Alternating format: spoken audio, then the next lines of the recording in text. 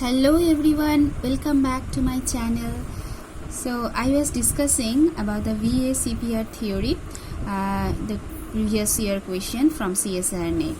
So this question came in the June 2011. So you have to find out among these molecules which has an ideal tetrahedral shape.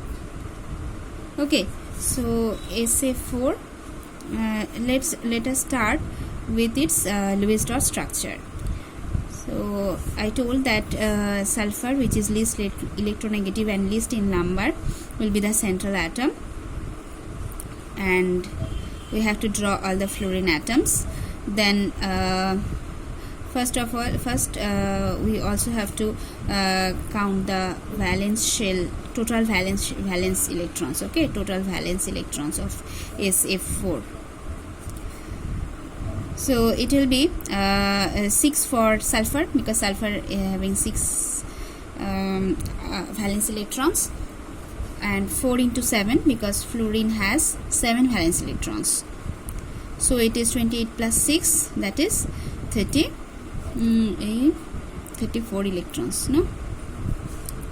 Now after drawing like this, what we have to do in the surrounding atoms, we have to make it 8 electrons, no, to fulfill the octet.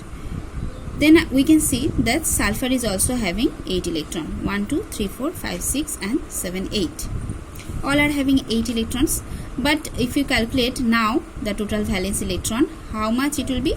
So 4 into 8, because this is 1 is having 8 electrons. So 32 electrons, but here 34 electrons.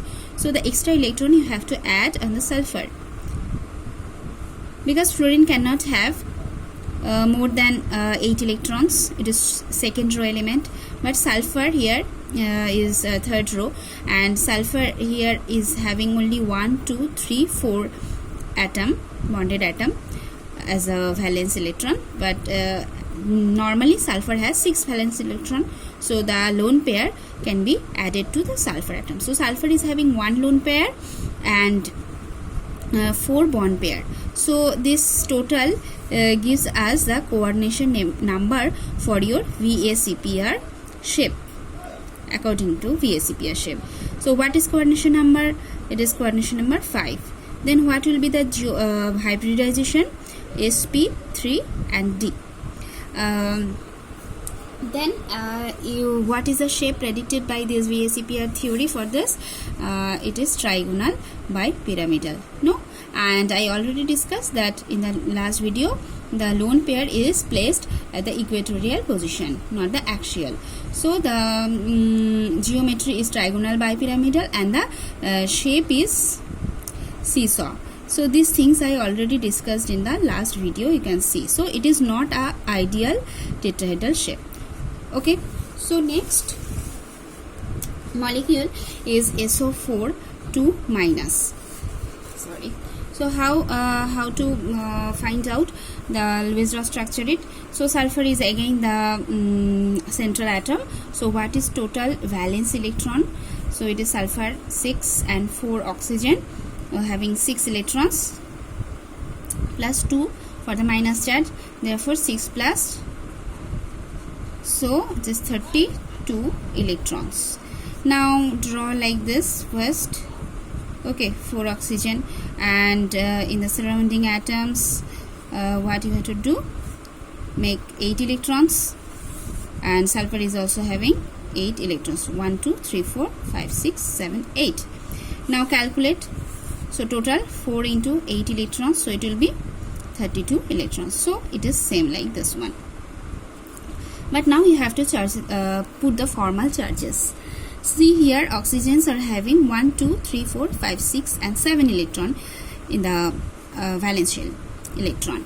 But normally oxygen has 6 valence electrons, therefore it will have -1 charge. So all the oxygen.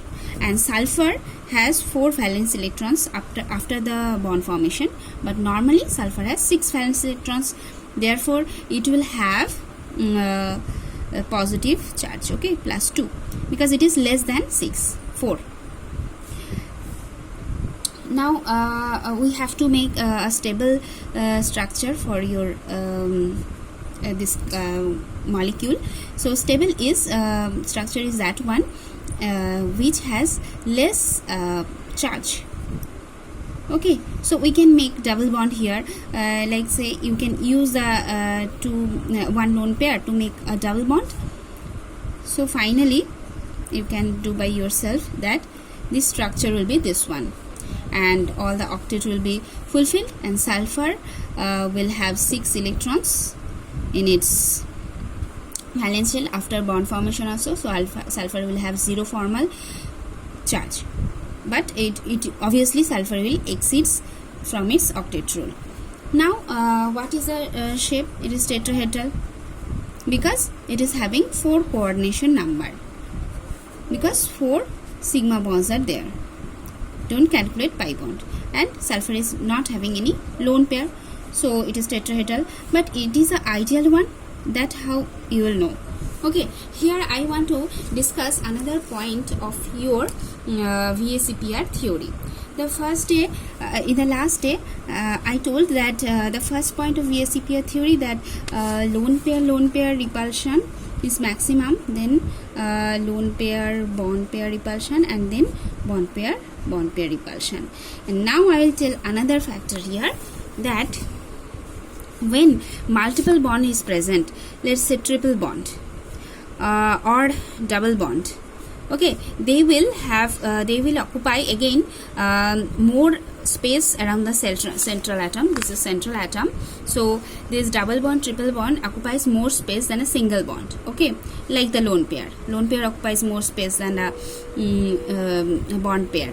Okay, so repulsion for when triple bond is present, repulsion will be more than the double bond than the single bond. So here you can see in this example, these 2 double bond will repel each other more because they are occupying more space. So double bond single bond repulsion will also be more, and then single bond repulsion will be the least one. Therefore what will happen, due to this repulsion from the all the sides, this OSO bond angle will be should be less than 109.5 degree, because the second point of the theory tells us this one. But here the thing is, it is actually ideal in shape, actually have ideal shape. Why? Because here resonance works. I think you already read about resonance in your organic chemistry. So what is the resonating structure of this sulfate anion will be? So it will be like resonance hybrid. So you can draw like this. That means all bonds are having similar single bond or double bond character. Therefore it will actually have a perfect tetrahedral shape. So this is your answer. Now let us also discuss the other molecules given in the question.